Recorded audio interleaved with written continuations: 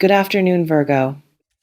There's a pull in this energy that I want to describe honestly, because what I keep finding when I sit with this underneath the heat of the title, underneath the imagery of hunger and wildness and wanting, is something more interesting than simple desire.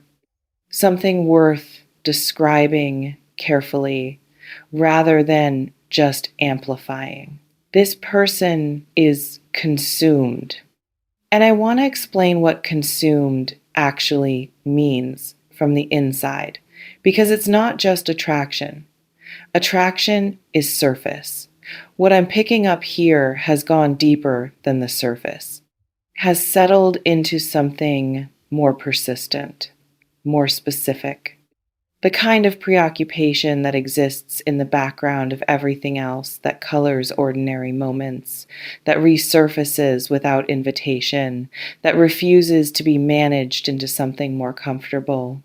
You're in their system, in the specific, embodied, can't reason your way out of it way. And that's a different thing entirely from simply finding someone appealing. Let me describe what this actually looks like in their ordinary days. Because the wildness in the title, the ferocious, hungry quality that doesn't exist in a vacuum, it exists inside someone who is otherwise functioning, going about their life, doing the things their days require. And underneath all of that ordinary functioning, something is running constantly without their full control. The specific, slightly inconvenient preoccupation of someone who finds their thoughts returning to the same place regardless of what they're supposed to be thinking about. You, the specific thought of you, not an abstract wanting. A particular, detailed, specific to who you actually are wanting that has accumulated enough texture to be vivid. They know the particular things, how you move, how you speak, the specific quality of your attention when it's directed at them, the way you exist in a room in a way that makes the room different for your being in it. That knowledge, that specific, earned, proximity-produced knowledge of you is what makes this more than generic desire. Hold on, because there's something I want to examine honestly here. The wild animal imagery, the ferocious hunger that's evocative, emotionally compelling, produces a specific response in whoever receives it. But I want to say something about what wildness actually means in a human context. Because wildness in a person isn't always the compelling thing it's presented as. Sometimes it's compelling. The specific quality of someone who feels things without the usual filters, who hasn't managed their wanting into something polite and careful and easy to digest, who brings a rawness to their feeling that most people curate away. That quality, the unmanaged authenticity of someone who hasn't sanitized what they feel that's genuinely compelling. But wildness without direction is different. Hunger without consideration for the person being hungered after is different. And I want you to hold that distinction as this develops. Because you deserve to be wanted specifically, not just intensely, specifically in a way that accounts for who you actually are rather than what you represent to someone whose wanting is primarily about the force of their own feeling. There's an image, fire, genuine, real, producing heat fire, not decorative, not contained in something designed to hold it safely. Real fire. And fire is remarkable, is compelling, is one of the most primal human responses, the specific pull toward warmth, toward light, toward the energy of something burning. And fire requires tending. Untenanted fire doesn't stay beautiful. Consumes what's around it without discrimination. What you're worth is someone who brings fire and knows how to tend it, who has the warmth and the awareness of what warmth requires to be sustainable rather than consuming. That's the question this energy raises. Not whether the fire is real, whether this person knows how to tend it. The more I sit with this, the more I keep finding something about what drives this particular wanting is not just physical. That would be simpler to receive, simpler to assess, simpler to make a decision about. What I keep getting is something more layered than that. The physical wanting is present and real, and I'm not going to minimize it. The body responds to you, and that response is significant. But underneath it, there's something that resembles need. The specific, slightly uncomfortable quality of someone who has identified in you something they've been missing in themselves or in their life.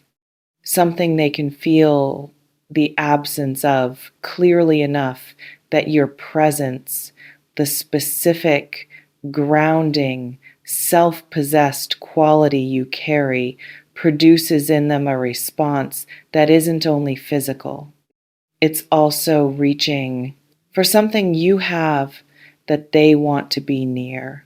And I want to name that because reaching towards someone for what they carry is different from reaching towards someone for who they are. Both can coexist, but knowing the difference matters for how you navigate this. Wait, there's something specific about how this wanting shows up behaviorally that I want to describe, because intense wanting, when it's being managed, when someone is aware of it but not yet expressing it directly, produces particular kinds of behavior, an increased attention to your presence. The specific quality of someone who is tracking you, not intrusively, with the particular hyper-awareness of someone who is acutely conscious of where you are in a room, who notices when you arrive and when you leave, who catches things about you that require sustained attention to catch, an energy in interactions that has a charge to it, conversations that carry more weight than their surface content, pauses that last slightly longer than necessary, a quality of being looked at that feels different from ordinary looking. You've probably felt some version of this, filed it somewhere, noted it without fully naming it. Your body knows. Your body has been registering this person's wanting before your mind has had language for it.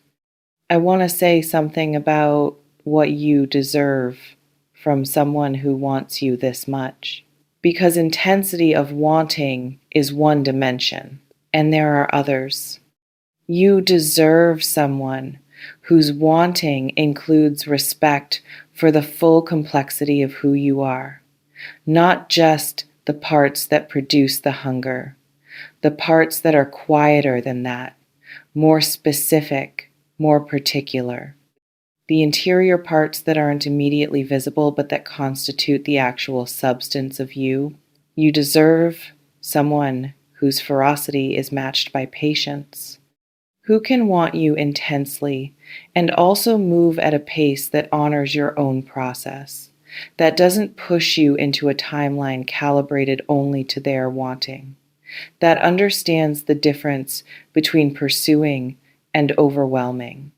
You deserve someone whose hunger is accompanied by genuine curiosity about who you actually are, about what you think and how you see and what matters to you at the level beneath the immediately compelling And you deserve someone who can hold all of that, the wanting and the patience and the curiosity consistently. Not just in the moments when the wanting is loudest. In the ordinary moments when wanting requires less drama to sustain, there's something I want to name about your position in this. Because this reading has been about their wanting, about what's moving in them, about the quality of hunger and ferocity directed toward you. And you're on the receiving end of that, which is its own particular experience. Being wanted intensely is not a neutral thing. It produces something. It changes the quality of how you move through certain spaces, creates an awareness of yourself in relation to this person that didn't exist before or is intensifying now. And that experience of being desired specifically, ferociously, in a way that exceeds the ordinary is worth sitting with honestly. Not just in terms of what you do about it, in terms of what you feel about it, what it produces in you, whether it's reciprocal, whether the wanting goes both ways in some form, whether what this person brings toward you meets something that's been present in you. That internal honesty is the most important thing right now, more important than any external navigation of the situation. The last thing, someone wants you with a ferocity that exceeds the ordinary, that has been building and accumulating and refusing to be managed into something smaller. That's real. That's significant. And want is a beginning, the most electric beginning, the kind that catches your attention and holds it, the kind that makes certain moments feel charged in a way that ordinary life rarely is. But beginning and what it becomes, whether the fire gets tended into something sustainable, whether the hunger gets channeled into something that actually sees you and not just wants you, whether the wildness has enough self-awareness to move toward you in a way that honors who you are. That's what this moment is asking you to pay attention to. Not just whether the wanting is real, but what the wanting is made of, and whether what it's made of is something worth opening the door for. If something in this touched, something true, if a moment landed somewhere honest, I'd love to hear from you in the comments. Tell me what resonated. Even just a few words. It means more than you know.